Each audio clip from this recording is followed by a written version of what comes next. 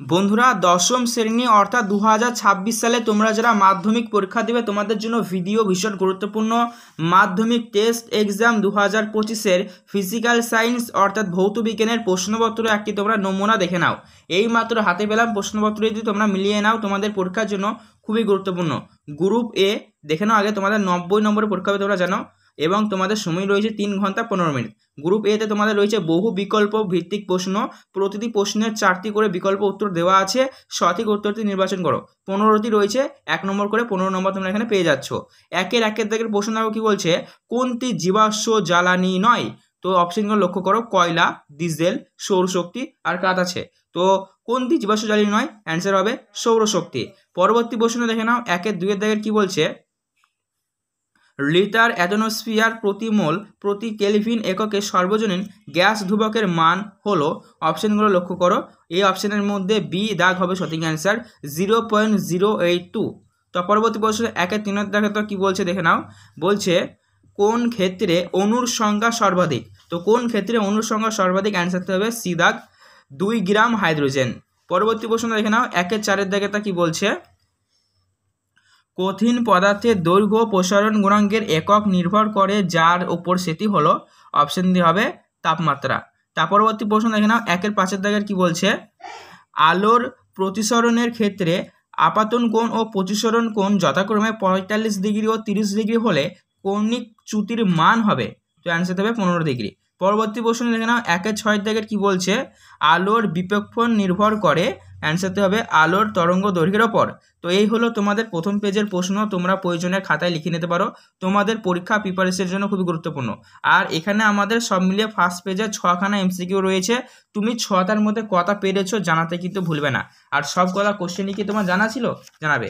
পরবর্তী প্রশ্ন দেখবে, 1-7 দাগের কি বলছে, 1-7 দাগের প্রশ্ন, কোনো পরিবাহীর দৈর্ঘ্যে একই রেখে ব্যাস অর্ধেক করা হলে পরিবাহীর রোধ কি হবে?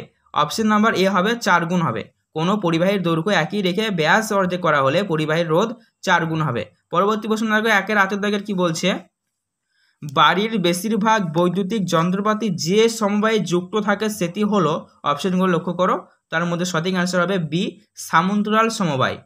পরবর্তী প্রশ্ন 1-9 দাগে দেখো কি বলছে, সূর্য এবং নক্ষত্রগুলিতে শক্তির উৎস হলো। তোমরা লিখবে অপশন সি, নিউক্লিয় সংযোজন। তার পরবর্তী 1-10 দাগের প্রশ্নতে দেখো কি বলেছে, দীর্ঘ পর্যায় সারণীর কোন শ্রেণীতে মুদ্রা ধাতুগুলি অবস্থান করে?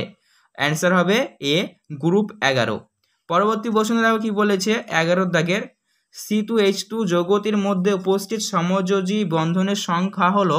অপশন বি হবে সঠিক অ্যান্সার, তারপর অপশন বি 3। পরবর্তী 1-12 দাগের প্রশ্ন দেখো কি বলেছে, তড়িৎ বিশ্লেষণ প্রক্রিয়ার ক্যাথোডে বিজারণ ঘটে। ঠিক আছে, বি দাগ সঠিক অ্যান্সার।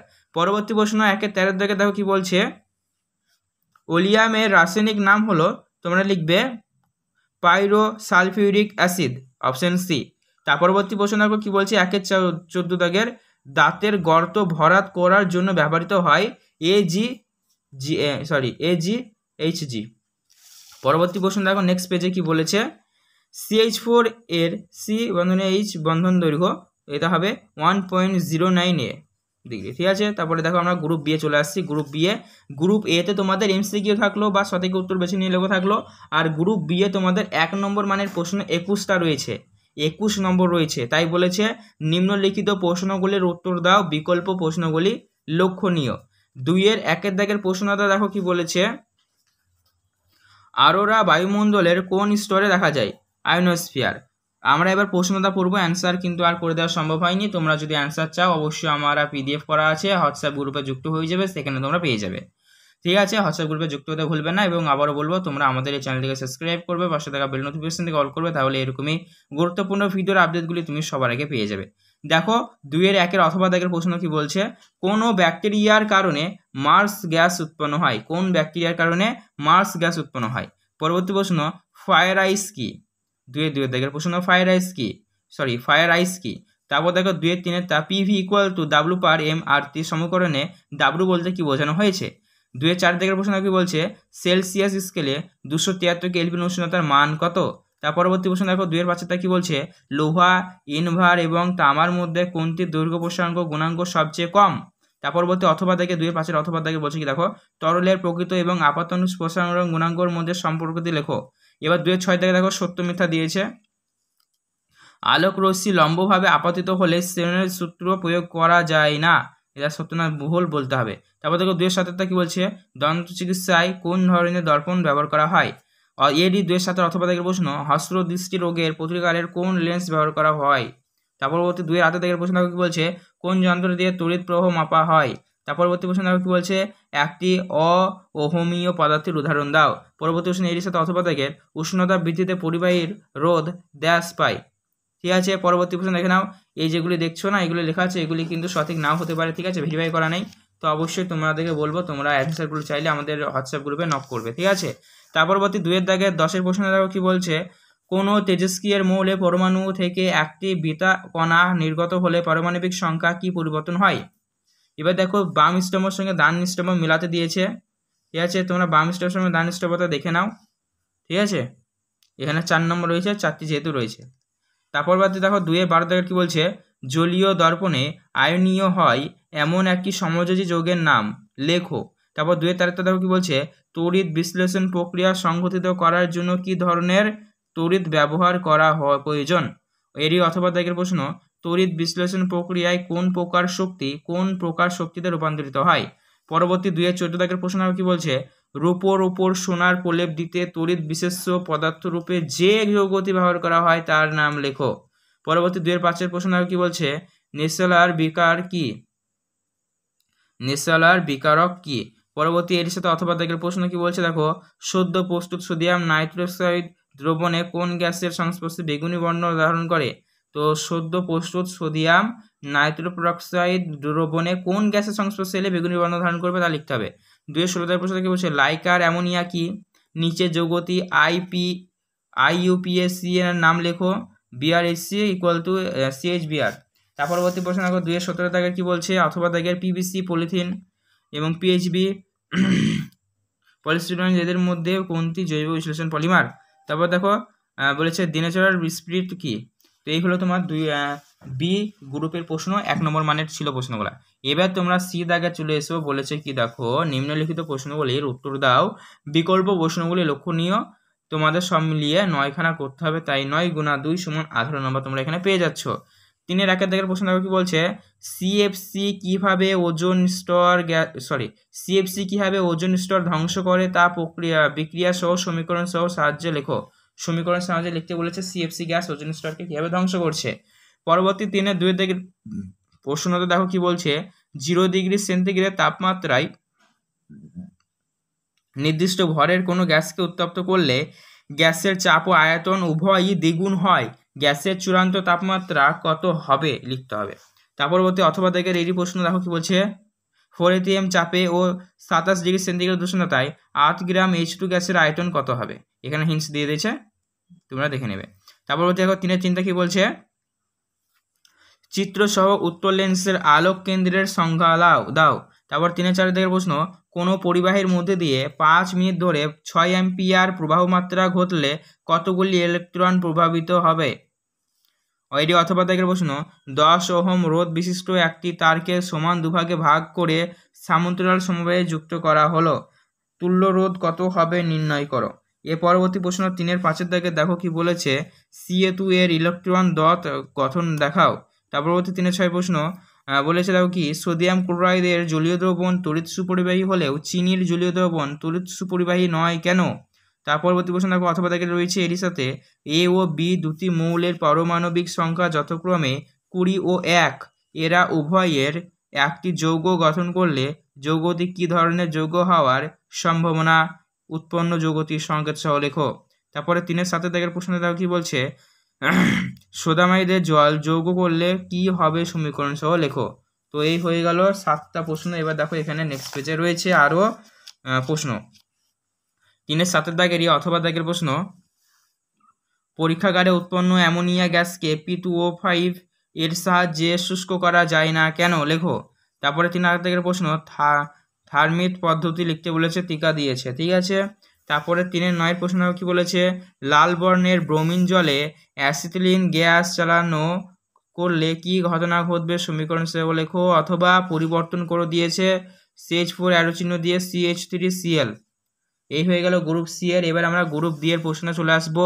তোমাদের প্রশ্নমান রয়েছে 3 গুণা 12 ইকুয়াল টু 36 নাম্বার এখানে তোমরা পেয়ে যাবে। এখানে তোমাদের যে কোনো 12টি প্রশ্নের অ্যান্সার দিতে হবে। তো তোমরা এই অ্যান্সার প্রশ্নগুলো দেখে নাও। প্রথম প্রশ্ন 4-এর 1-এর দাগের কি বলছে, কোনো গ্যাসের মোলার আয়তন বলতে কি বোঝো? বাস্তব গ্যাসের আদর্শ গ্যাসের আচরণ থেকে বিচ্যুতির দুটি কারণ উল্লেখ করো। 1+2 রয়েছে। তার পরবর্তী প্রশ্ন দেখো কি বলছে, 7 গ্রাম হাইড্রোজেন গ্যাস প্রস্তুত করতে কত গ্রাম অবিশুদ্ধ জিঙ্ক প্রয়োজন? অবিশুদ্ধ জিঙ্কে 88% জিঙ্ক বর্তমান Zn ইকুয়াল টু হিন্সে বলে দিয়েছে 65.5। এরই সাথে অথবা দাগের প্রশ্ন দেখো কি বলেছে, 21 গ্রাম লোহিততপ্ত আয়রনের ওপর দিয়ে স্টিম চালনা করলে কি পরিমাণ হাইড্রোজেন গ্যাস উৎপন্ন হবে? এসটিপিতে তার আয়তন কত হবে? 2+1 রয়েছে। এবার 4-3 দাগের প্রশ্ন কি বলছে, তড়িৎ রোধের ধারণা থেকে তাপীয় রোধের সমীকরণটি প্রতিষ্ঠাতা করো। পরের প্রশ্ন, জলের পরম প্রতিসরাঙ্ক 4/3 এবং কাচের পরম প্রতিসরাঙ্ক 3/2 হলে জলের সাপেক্ষে কাচের এবং কাচের সাপেক্ষে শূন্য মাধ্যমের প্রতিসরাঙ্ক কত হবে? কখন উত্তর লেন্স অবতল লেন্সের মতো আচরণ করে? 2+3 রয়েছে। 4-এর 5-এর দাগের প্রশ্ন, উত্তর লেন্সকে কিভাবে বিবর্ধন কাচ হিসেবে ব্যবহার করা যাবে তা চিত্রসহ লেখো। তার পরবর্তী 4-এর 5-এর অথবা দাগের প্রশ্ন, প্রমাণ করো যে উত্তল দর্পণের বক্রতা ব্যাসার্ধ তার ফোকাস দৈর্ঘ্যের দ্বিগুণ হয়।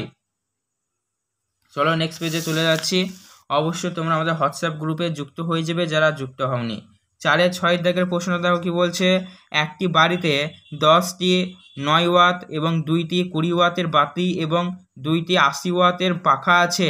বাতি পাখা যতগুলি আর কি বৈদ্যুতিক ডিভাইস আছে সবগুলি গড়ে 5 ঘন্টা করে চলবে। প্রতি ইউনিটের দাম 6 টাকা হলে মাসিক বিদ্যুৎ খরচের কত হবে সেটা বের করতে বলেছে। 3 নাম্বার রয়েছে। তার পরবর্তী এর সাথে অথবা দাগের প্রশ্ন কি বলেছে, তড়িৎ চুম্বকীয় আবেগ সংক্রান্ত ফ্যারাডের সূত্রটি লেখো। ঠিক আছে। তার পরবর্তী প্রশ্ন দেখো রয়েছে এর সাথে ডাইনামো ও মোটরের মধ্যে নীতিগত পার্থক্য লেখো। তারপর 4-7 দাগের প্রশ্ন, 220 ভোল্ট 60 ওয়াট এবং 110 ভোল্ট 60 ওয়াট দুটি বাতির রোধের অনুপাত নির্ণয় করো।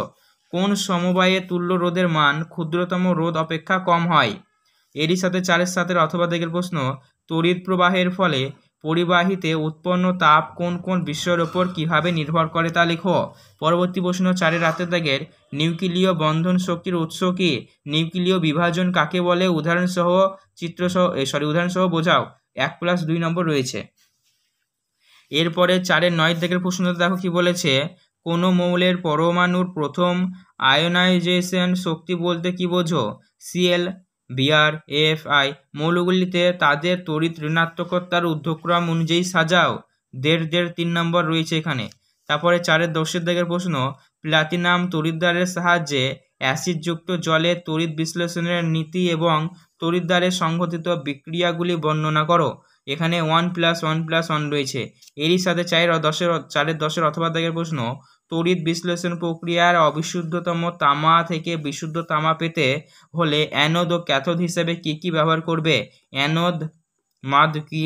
1+1+1। তার পরবর্তী 4-11 প্রশ্ন, আসওয়াত পদ্ধতিতে HNO3 এর শিল্প বস্তুদের ধাপগুলির শর্ত এবং সমীকরণ সহ লেখো। ঠিক আছে, চলো পরবর্তী প্রশ্ন পেজ আমরা দেখে নিই।